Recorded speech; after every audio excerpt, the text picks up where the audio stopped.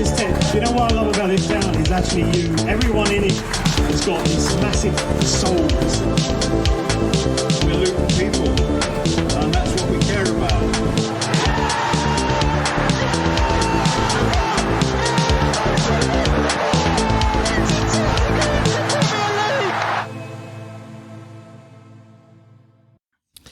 Hello everyone, welcome along to another edition of the Luton Town Supporters Trust podcast.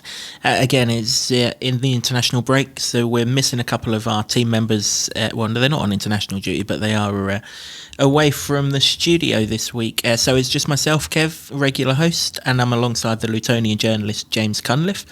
And you are watching or listening to the first monthly review or recap podcast of the season. We're doing individual match podcasts, but we are still going to do the podcast each month like we have done for the first 6 seasons. And well, this is the first one of them, James. Yeah, it's coming thick and fast, as they say. I never understand what that means in football, but we say it, don't we? We do indeed, and they are, yep. We're using this international break to catch up with everything, actually. So yep, the only Luton Town podcast that's gone from League 2 to the Premier League will be coming at you, as James says, thick and fast over the next couple of weeks. I'll be the thick one. And I'm not the fast one, so I don't know where we're getting... Too thickos. Yeah, definitely. There's definitely no speed around here, that is for sure. One thing that was quite speedy, though, James, was the work that we did in our transfer window. Obviously, the window shut a few hours after the West Ham game. 12 players made it in. We've discussed an awful lot of those in previous podcasts, but 2 that we haven't discussed that came in very, very late in the piece was Teden Mengi, centre-back from Manchester United, and Albert Sambi Lakonga, defensive midfield player from Arsenal. 2 very good additions in areas where I think it's fair to say we needed to ramp up, particularly after those first 2 games. It was evident that we needed competition and stronger competition and depth in those areas. Oh yeah, absolutely. And they come with good pedigree as well, particularly Lakonga. He had to go on loan to Crystal Palace in the second half of last season, but in total he's played probably a season's worth of Premier League football, or made a season's worth of Premier League appearances.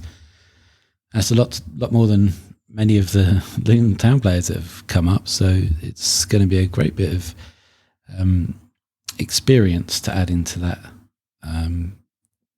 defensive midfield position is what we expect him to be playing in. And I thought it would be a sort of competition for Marvellous Nakamba, but in the 2 times that I've been in the room when we've done press conferences with Rob Edwards, he's talked about this double pivot situation. So playing the 2 of them just in front of the midfield, which I would imagine would be something like a 4-2-3-1. Is that right? I've got my maths right there? You do, yeah. I did. So that would be interesting because that's something that we've not particularly seen much of before, and it will give the defence obviously some cover, but maybe it also gives the likes of Ross Barkley, more freedom to be more attacking and further up the pitch, which is where we probably want to see him. That's where he's best at. Oh yeah, I don't want to see him picking the ball up on the edge of our box. I mean, what's he going to do there? You know, yes, he carries the ball really, really well, Ross Barkley, but I want him influencing the game at the other end of the pitch. Exactly, that's what we brought him in for, I think. And he got in 2 very good positions against West Ham and wasn't composed enough to finish them. One of them was a great chance on the edge of the box and he just scuffed it, didn't he? But trying too hard. First home game. Yeah, potentially. Not to prove, perhaps, on television. Yeah, potentially. He's not quite up to speed and snatched it. But it's that old adage, isn't it? If you're getting in those positions in the first place, law of averages, then that's going to be key. He'll stick some of those away. But yeah, that I think will be a positive for Luton to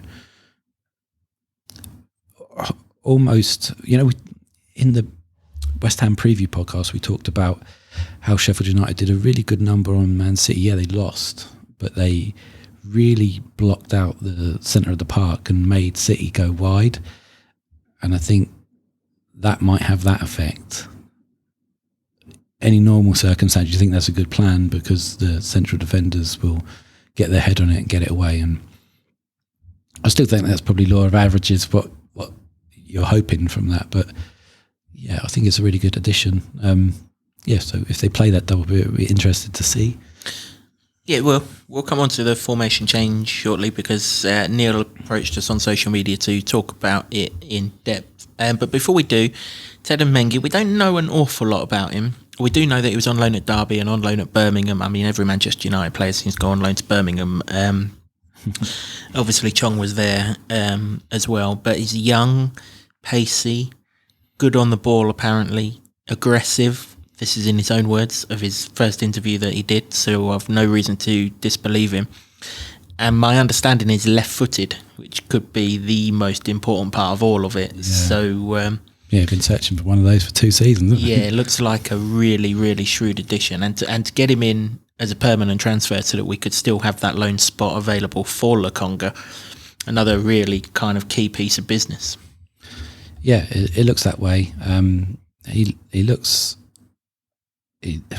from his interview anyway, when he did with the club, he looks like he's pretty hungry to get out there and make it. And from a far away vantage point, if you're seeing Manchester United pack their midfield with Johnny Evans and Harry Maguire, he doesn't much get a look in these days. You've got to go somewhere else to get your football because that's just ridiculous.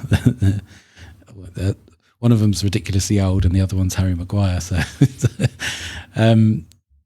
he's been at that club since he was 6 as well. So he's looking at this as I like the way he talked about it. He's been at the club since he was 6. He's only ever lived in Manchester. He's absolutely buzzing to try his chances elsewhere and a different way of life. And I think that's the way you've got to look at it. He signed permanently as well. So it's an absolutely great steal as well. It fits this model that we've talked about so often.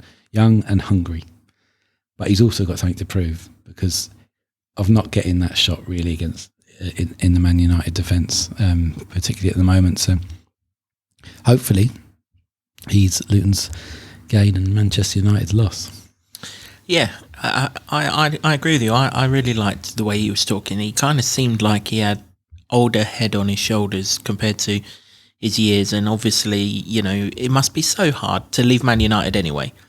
Man United, it's an institution. Well, everyone's laughing at what they're doing at the moment, but it's still an institution. If you've been there for 15 years and obviously you're from there as well, it's a hard decision. So fair play to him, and I hope he's rewarded for that decision, and I hope his inclusion assists us going forward. The way that injuries are going at the moment, he'd probably get thrust into the action anyway, wouldn't he? Yeah, he will. I would imagine they'll do some sort of friendly, won't they, during the international break, be it against each other or find someone who's not got a game from the Championship or something behind closed doors and, get him some game time because obviously, much like Ross Barkley, he's going to have to get up to speed, having not done too much in the way of pre-season. But 2 good signings there, and another one that we're yet to discuss properly on the podcast, Tim Krul, coming from Norwich, another permanent signing. Lots of people expected him to go straight in as the number 1 goalkeeper. He didn't. He played against Gillingham in the Cup. Thomas Kaminski might have kind of had the door just left ajar after the West Ham game, and it'll be interesting to see who's between the sticks at Fulham. Yeah, but you don't tend to see that much chopping and changing with goalkeepers. I mean, I asked Rob Edwards the question of whether he signed a 1 and 2, and knowing that the answer would be no, we've brought them in to compete with each other and stuff. I think if you're Kaminski, who's got the shirt, you'll be looking to keep that. Tim Krul's undoubted experience and qualities, international and stuff like that, but he wasn't getting in the side in the Norwich side, who aren't pulling up trees in the Championship. So I'd be very surprised if it swaps around, because it's a confidence thing as well, isn't it? If you think about the last sort of big time that mistakes have cost the Luton goalkeeper their position, you're looking at maybe Simon Sluga, and it wasn't the one game, was it? It was the series until it got to that derby game when a real gaff was the final straw, really. So I'd be surprised if it goes the other way and Fulham, we have Tim Krul in goal, but he's a great backup. He's the experience that Luton were looking for the entire summer, because the goalkeeping situation was an absolute saga, wasn't it? The amount of players that we know were not only linked, had bids put in, some of them accepted. The likes of Alex Palmer and John Ruddy didn't want to come. Well, fair play. You stay where you are. Stay in the Championship if you don't want to come. That's not the type of player we want to see there. But Tim Krul seemed very positive about it as well, in a similar way that Teden Mengi was in coming to Luton, and that's what you want, really. That's what fans want. Yeah, 2 international goalkeepers, and you can't ask for any more than that. And fair play to the town. They bided their time. They didn't just take anyone. Yes, they would have taken Palmer because we obviously had him on loan beforehand, but we weren't going to be held to ransom and things like that. And eventually we got perfectly capable goalkeeper. Whenever a transfer window closes, James, players leave. And one player that we have to recognise in particular that's left the club, not just because of his exploits on the pitch, which were fantastic, a massive part of the League 2 promotion campaign, very instrumental in the League 1 campaign, and also keeping us in the Championship in the Great Escape, but also the most diamond bloke off the pitch you could possibly ever meet, and that's Glenn Ray. Service to this football club, fantastic, and whatever Glenn goes on to do, we wish him the very best of luck and look forward to seeing him in the home and away ends following Luton in the Premier League all season, because, as I say, absolute diamond geezer. Yeah, I mean, a little bit of me died when you hear those sorts of things. Do you know what I mean? I mean, nothing that I'm not going to recover from, but, when it was announced on the Sunday. I mean, we all knew it was coming, didn't we? He didn't get a squad number, and when he obviously hasn't been on the journey for the last couple of seasons. But when it's actually there in writing, it does, doesn't it? It leaves a little sort of lump in the throat, sort of thing. Particularly when they're good blokes as well. Yeah, and that side that he came up in, the League 2, League 1, and then the Great Escape side, such great memories, really. It's not just Glenn Ray as well, it's the same for all of them. So when Danny Hilton left, and we knew it was coming, but it was so disappointing, and it would be the same for when Luke Berry goes. Sonny in the summer as well, yeah. Same thing, yeah. We all knew it was coming with Sonny, because he hadn't played. We announced it beforehand as well, so we knew it was coming. But yeah, there's something about a side that does so well, that you have such an affinity for, that when it starts to get broken up a little bit of you goes with it. And Glenn was an absolute proper geezer, a great interview, top lad, genuine as hell. Luton fans obviously would have noticed him in the crowds and stuff like that, and he said he'll come back and keep doing that because he loves the club, and I believe him. He's one of those players, and it's sort of this lower league connection, I think, where you had to, especially for Luton at that time, you had to buy into Luton and had to get the ethos of the club and love the club, and that squad did. And when you get to like the Premier League, I can see where people are coming from when they talk about 12 new signings in the end when they come in, that they won't get it and stuff. And it is a job to bed those players and gel them in, because they're going to be in a side that, for success, is measured on whether you can finish one place above the relegation zone. It's not the same as in League 2, where you're going for promotions and blasting teams out of the way in that in that season when James Collins came in. And it's a difficult one to sort of wrap your head around, because it's so different in the Premier League. It really is. And that squad that Glenn was in will never not be held in such high esteem and fondness. So when a player like him goes, it's a sad day.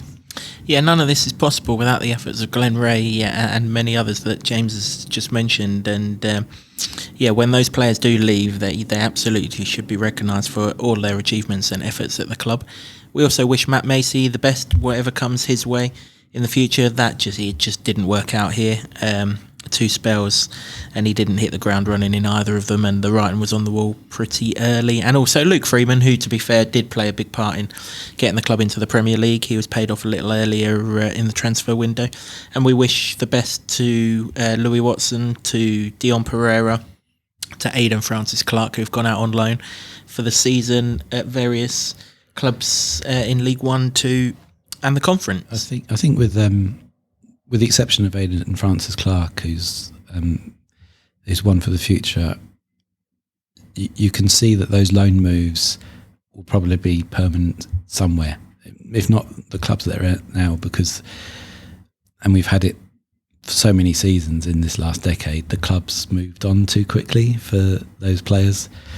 And John McAtee would be another one to go into that list as well. I knew I was going to forget someone. Yeah, absolutely.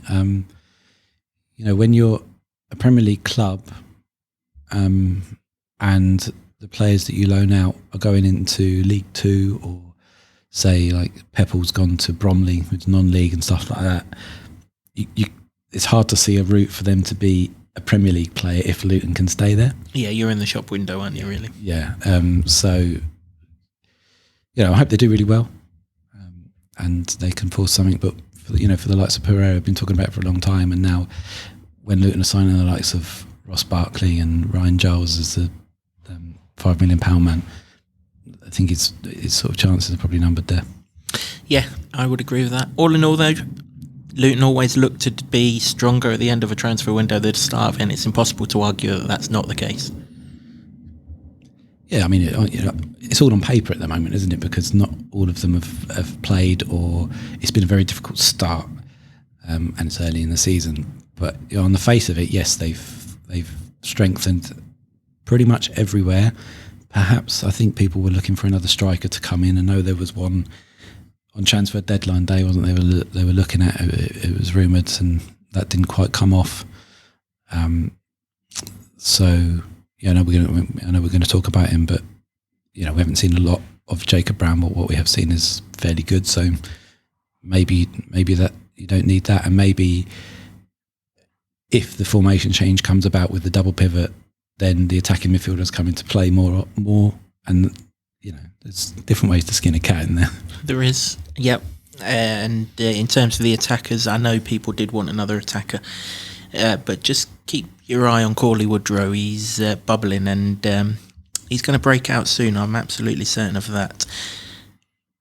Every time we do a monthly podcast, James, we always do some player focuses. So let's do our first 2 of the season. We're going to focus on a couple of new signings.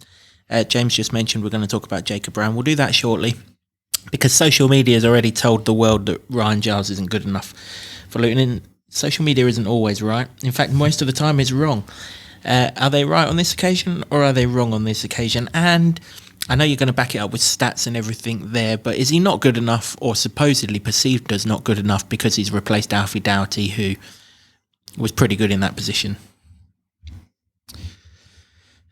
Yeah, it's a tricky one because of the fact that it's only 3 games in, and like we said when he was signed, there's no chance you spend £5 million on him, he doesn't start. I do think it was harsh on Alfie Doughty because towards the end of the season he was a top class performer to get Luton up, and then he comes in for the Gillingham game, played really well. I thought scored an absolute banger. Even if you take out that goal, which, oh my God, ripped the net open, I thought he played really well. Was on the ball a lot and showed a lot of good touches, and sort of forced his way back in, and also playing on the right as well. So that's not a bad option if needed. But Giles, though, yes, it's been difficult for him, I think, because... So the big question mark when he arrived was his defensive skills. I don't think anyone had any issues with his attacking skills. When he was at Middlesbrough last season, he set up the 3rd most chances in the Championship, bearing in mind he played left-back, not wing-back, for Middlesbrough. Obviously, a lot of that's attributed to the fact that he takes set pieces and things like that. Have you seen enough from him going forward, first of all, that he can continue that form with us? When he gets the ball and he's given the space to whip a ball in, they look dangerous.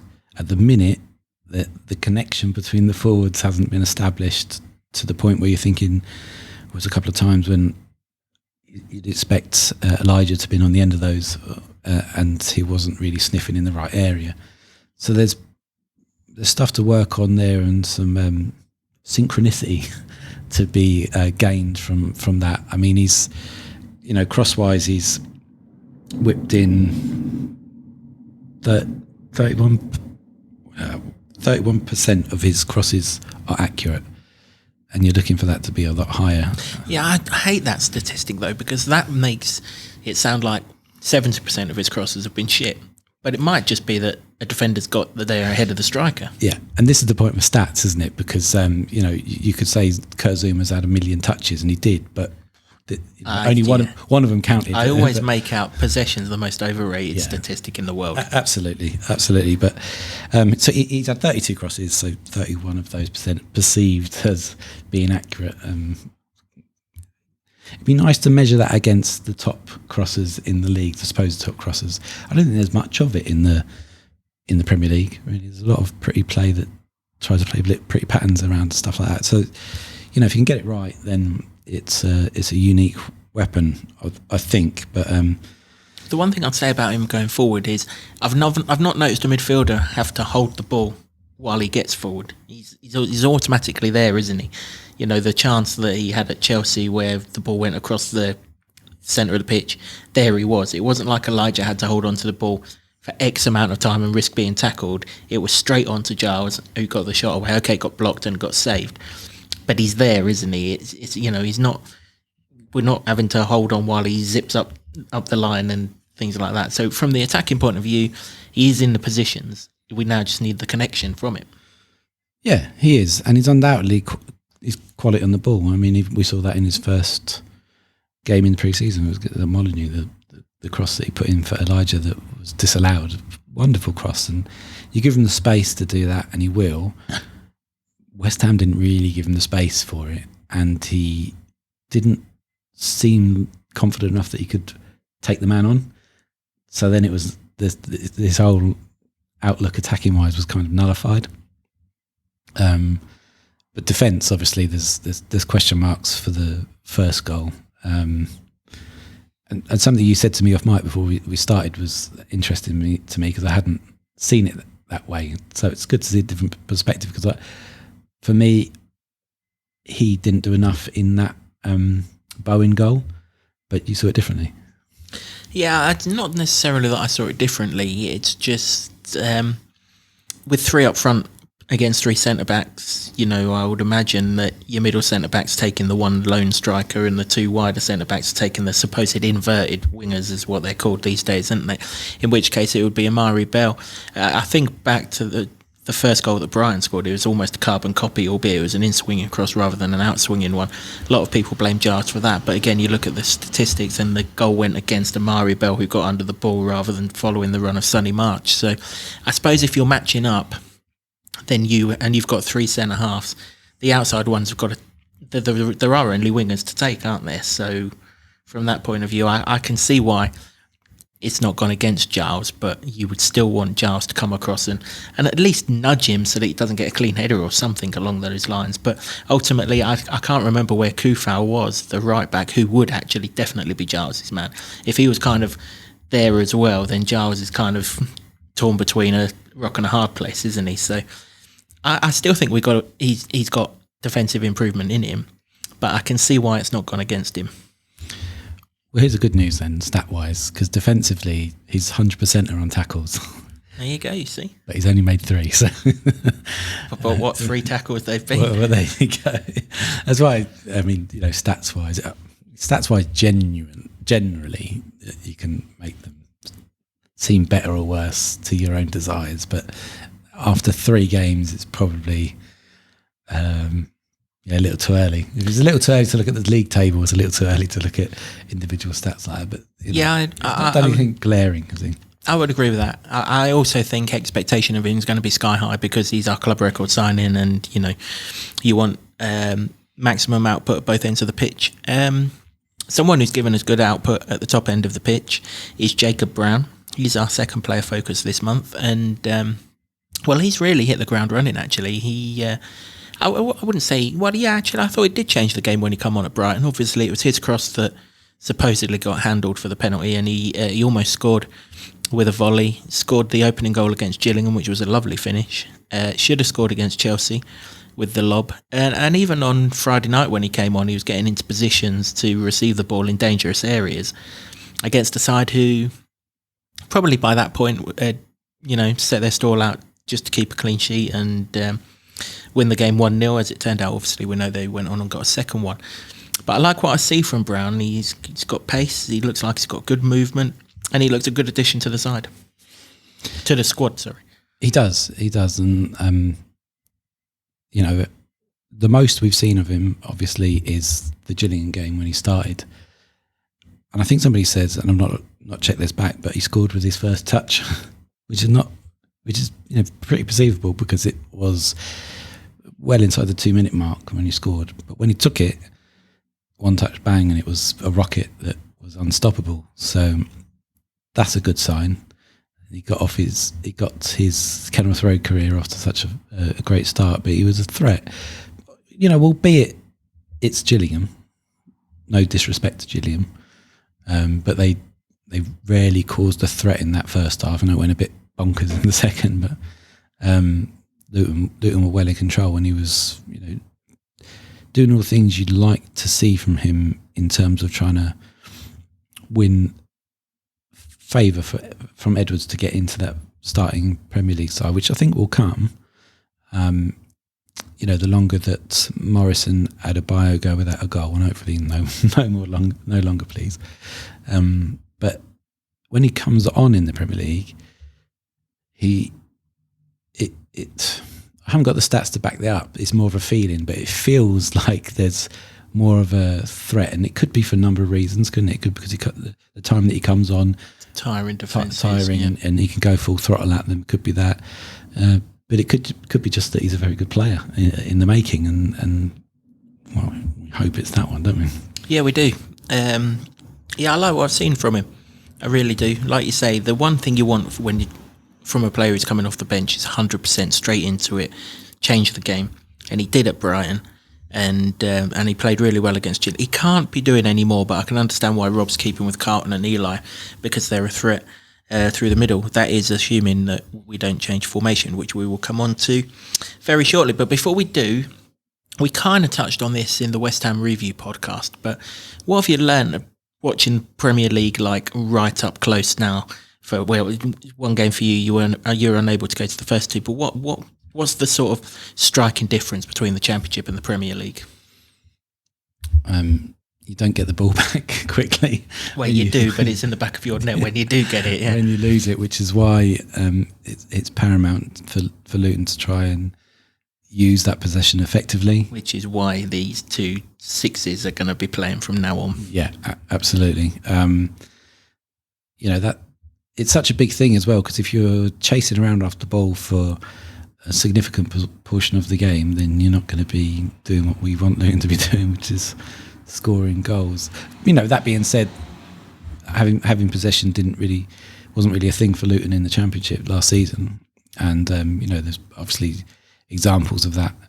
Leicester title winning season being the key, the pinnacle of that they didn't need it and they won the Premier League. But we're not talking about Luton winning the Premier League here. We'll save that for next season. So it's that opposition teams are able to look after the ball so much better. But the 3 teams Luton have played, with the exception of Man City, Liverpool, maybe Tottenham, the way they're going at the moment. Maybe Man United, I don't know, they're in one of those seasons, I think. With the exception of those teams, the 3 that we've played so far, we expect them to have that much more of the ball. Less so maybe West Ham than the other two because of the way that they've been playing, which they haven't really required much of the ball to be very dangerous this season. And so unfortunately it proved against Luton as well, even though they had the Lions shared the possession. I think Luton's was around about the 37% mark. So somehow I've got to try and wrestle that away as well, because also the longer opposition teams have the ball, the longer the likes of Paqueta are going to be able to pick out a Jared Bowen at the back stick like that. Can't give them that sort of time and space, really.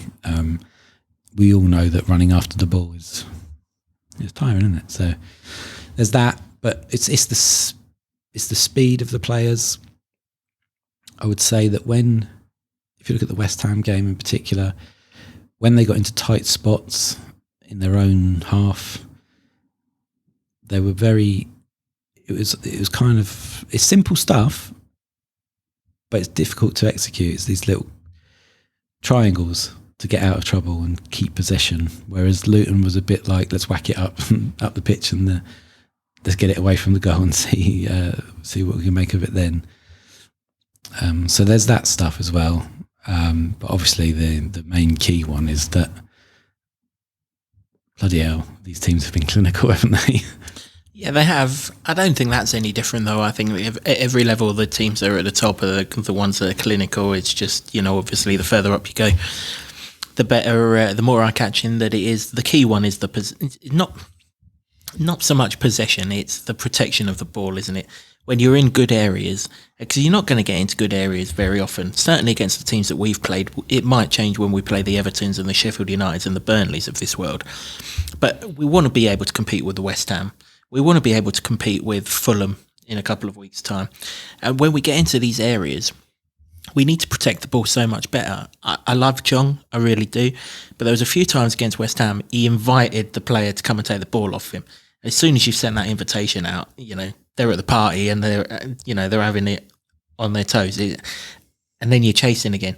You kind of got yourself into a good position whereby you're about to create that chance, and then the next thing you know, your goalkeeper's getting worked. And that's the thing we've got to learn, and we've got to learn quickly. And I think we are learning it, and I think the team will learn, bearing in mind, we're still 8 players who've played Premier League football for the first time. Okay, that will change after the international break with the Lakonga coming in as well, but it is a work in progress. But that's the one thing that we have to get up to speed very, very quickly. Protection of the ball, particularly when we've got it in promising areas, is massive, because teams will go hunting it, and when they get it, boom, they're on at you. And as we saw from Brighton, 2 of their goals were from counter-attacks from our moves, and that's the devastation of this league. That's the speed that you talk about, and that's the one thing that we need to get up to speed very, very quickly.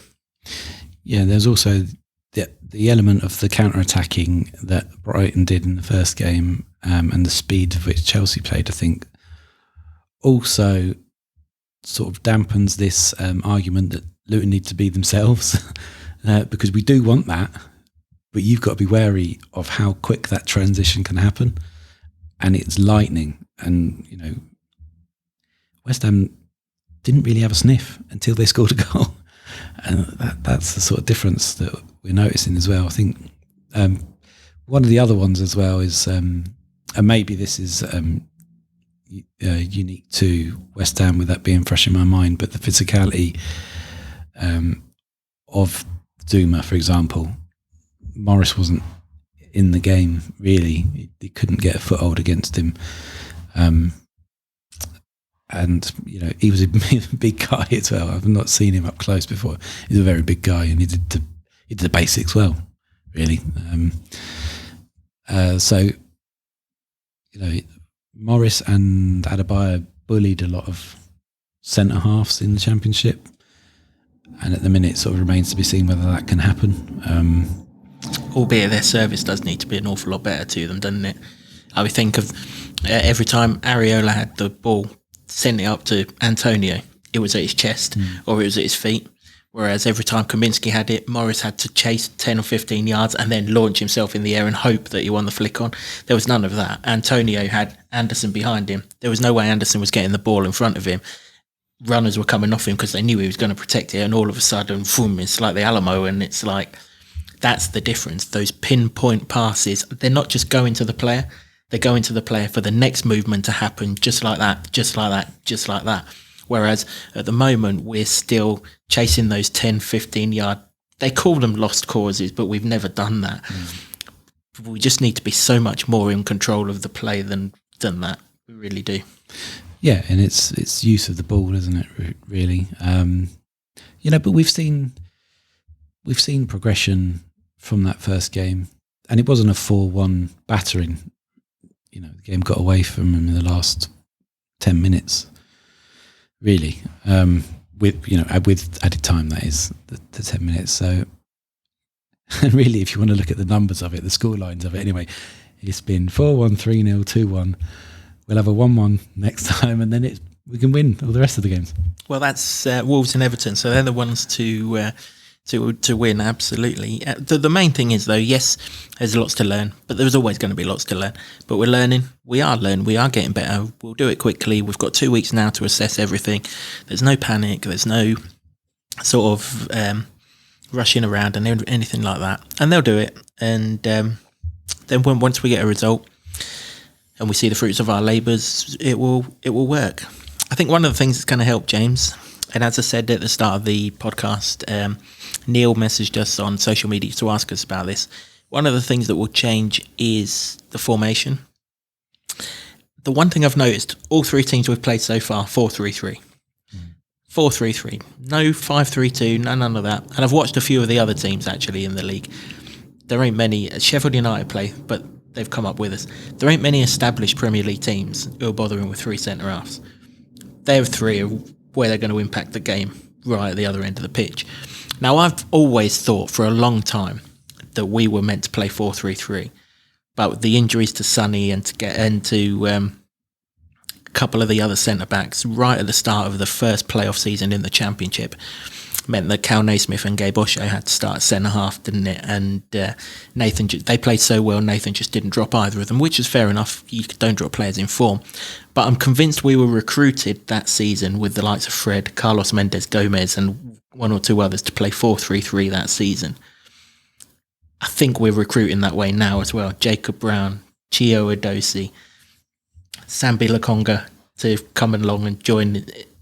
I would not be surprised if we line up at Fulham with 4 at the back, 3 in midfield and 3 up front, and I think we'd look an awful lot better for it. Now, it's harsh on whichever one of the two strikers doesn't make it, but whichever one doesn't, it's coming off the bench after the first one's busted his balls for 65 minutes. So it's not a bad position to be in, but I just think the way we've recruited to go the way that most of these Premier League teams do, whether it's 4-3-3 or whether it's 4-2-3-1 or 4-1-4-1 or something like that. I think we're slowly transitioning from 5 at the back now. Yeah, well, I wouldn't disagree with you, really. I think you've got to have a couple of different ways to do it, really, and you can't. We're a long way from the League 2 diamond formation of we're going to play that and you're not going to stop us. Oh yeah, those days are long gone, aren't they? Yeah. But also, when you look at where all the goals come from, they come from inside those channels, inside the wide centre back to the full back. Whether it's the cross from there or the player who's scoring in between, the Bowens, the Sonny Marches. He didn't score against us, but the Matomas of this world, Sterling, they've all come from down those kind of lanes. So if you're playing 4 at the back, those lanes don't exist no more because you've got 2 there, 2 there. It just seems a natural progression to me. And the fact that we went all out to sign a defensive midfielder because it was going to be Isaac Hayden, wasn't it? Rob was kind of polite to why he didn't sign, and I won't repeat it here, but it's ended up being Lakonga. It's clear to me that I think the days of 5 at the back are going, if not gone. Yeah, I think so. Also, in the sense of, on the face of it, you might look at it and say, well, Luton need the defensive stability of that. But when you get the ball back, and we've just spoken about using it effectively, your numbers and your options are limited because there's so many players in those defensive positions. And I think that's a lesson to be learned it's interesting to hear you say that. I hadn't sort of studied the formations of the other teams, but if they're all playing that 4-3-3, then maybe that's the way to go. It goes in these cycles, and the way teams play, and often it's whatever Man City had done or something, and you play with a false nine or something like that. But generally, most teams can't get away without playing a striker, and you've got to go with the one that you think's probably going to get you the most goals. And well, it's going to be Morris, isn't it? That's who's going to be up front. I don't think that Elijah's disgraced himself in any way, but he's not really had a sniff. He had one swipe at it against West Ham, didn't he? And he was off balance. It was a decent position, decent chance, but that was not even troubling. I don't think Elijah's the kind of Antonio hold the ball on his chest kind of striker, which would be the way that this formation works. You play into your striker. Very similar to the goal at Brighton, actually, where we played into Morris. He flicked it around the corner for Brown to cross back to Morris. Okay, Dunk's arm supposedly got in the way. But that was exactly what Brighton were doing to us. It's exactly what West Ham did to us with Antonio.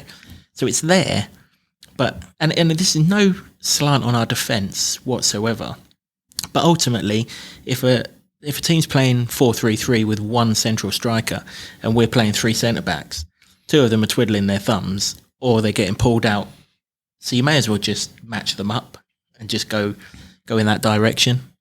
A lot of the time, they call them sixes, don't they? You've called them pivots in this podcast. Drops in as the third centre half. I'd go with sixes normally, but that seems to be the modern vernacular. Yeah, but one of them drops in to make the three centre halves when you're attacking anyway, doesn't it? So, kind of still going to have the three there. It's just not going to be three central defenders. Yeah, I mean, when you put it in those terms, and it does seem that will be the preferred way that Edwards wants to play. Since the two times he's mentioned it, we've not pressed him on that, and usually if they just come out with it, that's a sign of what might be happening. So if you play with those two defensive midfielders, let's call them that. That's proper. I hadn't really heard the word pivot too often before he said it. To be honest, we haven't had it in the Luton.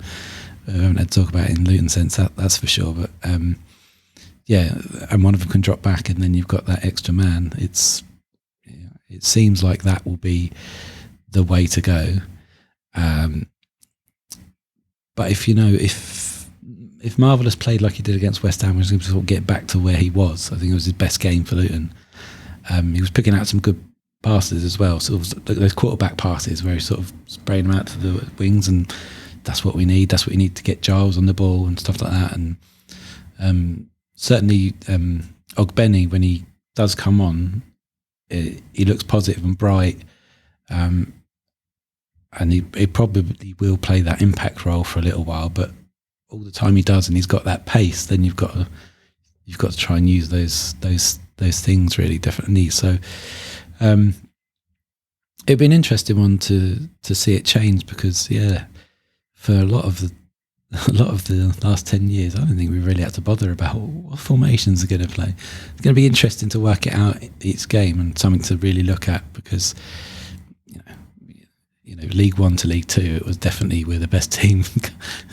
Try and stop us. Yeah, I mean, certainly away from home, the gap between the strikers and the midfield is just too big, and that's where all these pivots and sixes lie, and they just pick you apart. Your Fernandezes, your Caicedos, your Szoboszlais, your Rodris of this world, So to answer your question, Neil, I very much expect a change in formation as this season goes on. Whether it's for Fulham, I guess that depends on the work of the training ground and maybe injuries as well. Yeah, who's fit and everything else. Whether Lakonga's good to go for 90 minutes straight away, because I would imagine we can't change too much until he's fit to go from the start. And also, it'd be interesting who gets those wide berths if and when we do, because you don't have to sacrifice defensive propositions. You could easily play Giles down the left-hand side ahead of Doughty, for example. So you could still have a fair amount of defensive cover on the pitch. I mean, that might even be a decent option while Giles beds himself into the team, so he's not relying on being the defensive or playing the defensive role, when he can focus more on that attack. I wouldn't be against that, to be honest. No, and I think if you think back to the Mike Newell time, you had Sol Davis and Paul Underwood down that side, very much in keeping with that as well. So that would potentially be another option. The good thing is that the boss has got options. If he didn't have options, we'd be in even more trouble. So yeah, he's got options, and we'll see how we go against Fulham. But yeah, me personally, I expect us at some point this season to be transitioning to a back four. Whether that's straight away or, like we said, we need a few more players fit first, remains to be seen. Let's finish this podcast very quickly, James, with a thank you to the community. If you've been in the Bobbers stand. I've walked around it twice to get to where I go, because I park at the other end of the ground. They must have put up with so much shit around that area of Kenilworth Road whilst it was all getting built. And to not kick up a fuss, fair play to them. And they got rewarded, didn't they, the community members, by getting a freebie for the test event against Gillingham. Fully deserved. And we just say a massive, massive thank you to everyone who's been put out of their daily lives, but, appreciate that the club's in the position that it's in and not kicked up too much of a fuss. Yeah, I mean, I didn't think they would. I did a day or two with Save Our Town back in the early days of campaigning against that lot from the Arndale, who've thankfully buggered off now. We went into Berry Park, and the whole community were really understanding and supportive of the project. And that's even with the fact that the stadium is obviously going to move from that area. I mean, they're going to be able to regenerate that space. It's already owned by the council and stuff, so it'll be a benefit to that community. But they were understanding of that situation. They're understanding of Luton's situation. They've been very supportive of the success that's happened over the last 10 years, most notably recently, obviously the Sunderland game, and then the parade where it took them 3 times longer to get out of Berry Park because of such joyous celebrations, wonderful stuff. And then those houses have lived with that since if they've been there, however long they've been there, they've lived with the stadium wall being right up against their garden and stuff like that. They've lived with opposition fans going, singing, "We can see you in the bath" and that sort of thing. But I imagine it's not, because it's not every day. It's not like you've got nuisance neighbours that are playing music till 3 o'clock in the morning. It's like that. It's just once every 2 weeks for a couple of hours you get this thing. I imagine, I'm happy to be proved wrong, but I imagine it's more like a novelty factor of it, and it's nice. I mean, eventually it's going to go, and they know that. And also some of the houses on that side where the Bobbers have been built, the club are doing up their gardens as well, which is nice. That is a nice touch. You have to give it to the club that they've really always are sort of in step with that community and have those links. And the amount of foreign journalists or any journalists outside of Luton who don't really know the club that ask about what's the relationship with the community like. So I feel like, why are you asking that? What gives you the sense that there's anything wrong with the relationship between the club and community? But it's been there for over 100 years. You know what I mean? It's like that. Can't do that on audio podcasts, and I've just to cross my fingers. It's like that. They're with each other, and I think that for the 13-week period that has been banging and soaring and knocking things down and building things up, and the fact that they got a good proportion of them got the tickets to the Gillingham game, they would have seen it's well worth it. Yeah, absolutely. Our thanks to everyone, as I say, that put up with all the knocking and banging and everything else. It is much appreciated by everyone who goes to Kenilworth Road every other week. That's it for this episode of the podcast. Thanks again to the Hightown Club for hosting us this week. Thanks also to Sean Grant and the Wolfgang for our brilliant intro song. and to Ed Smith Creative for all the images that you see both on the set and on the podcast itself. As always, please like and share the podcast, and if you haven't already, then please do subscribe to our YouTube channel. The more subscribers we get and the bigger and further we can reach, the better we can make our podcasts for you. Keep your comments coming in, particularly on anything that we've covered in this particular podcast. If there's anything you'd like us to discuss on future podcasts, particularly these monthly recap ones, let us know and we'll do our best to do that. We will be back ahead of the Fulham game with our Fulham preview podcast, and I'm hoping to catch a player for a player podcast ahead of that as well. And we might have another special podcast to bring you to. So do subscribe so that you know when they all drop and you don't miss out on any of the podcasts that we're bringing you on this international break. But for now, well, to be honest, I'm off for an ice bath, James, because it's absolutely cooking at the minute. Enjoy the hot weather. Enjoy the international break, and we'll be back with you ahead of the Fulham game. So come on, you Hatters. Can you believe it? We are Premier League! Yes! I love this town. I love this town. I love this town. You know what I love about this town is actually you. Everyone in it has got these massive souls.